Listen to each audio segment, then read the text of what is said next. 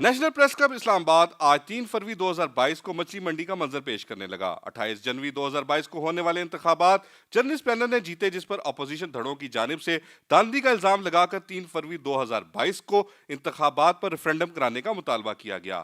آج national press club اسلام آباد مچھلی منڈی کا منظر پیش کرنے لگا جب دو گروپوں جرنلسٹ پینل اور آزاد پینل آمنے سامنے آئے۔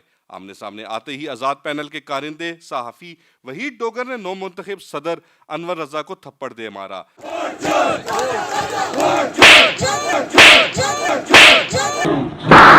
جس کے بعد دونوں گروپوں کی جانب سے گالم گلوچ، دھکوں اور مکوں کا تبادلہ شروع ہوا۔ اس سارے معاملے پر نیشنل جرنلسٹ پینل نے ایک روز قبل صحافت کے عالمی دن کا احترام کرتے ہوئے دونوں گروپوں کو افہام و تفہیم اور بات چیت سے سارے معاملے کو حل کرنے کی تجویز دے رکھی تھی۔ کل دنیا بھر میں صحافیوں کا عالمی دن منایا جائے گا اور اسلام آباد میں دنگل ہوگا۔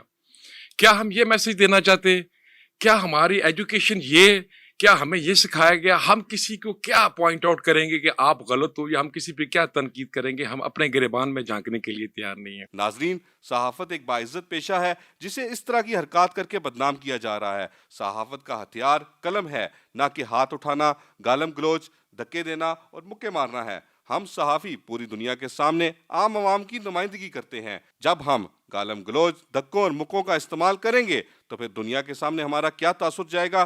کیا ہم اس رویے سے وفاق نیشنل پریس کلب کا دفاع کریں گے اور ساری صحافتی برادری کی نمائندگی کریں گے، جو کہ میں سمجھتا ہوں نہایت ہی غیر مناسب اور غیر ذمہ دارانہ رویہ ہے، اور نہ ہی ہمیں یہ زیب دیتا ہے۔ پروڈکشن ٹیم کے ساتھ راجہ علی حمزہ، اردو ٹائمز، اسلام آباد۔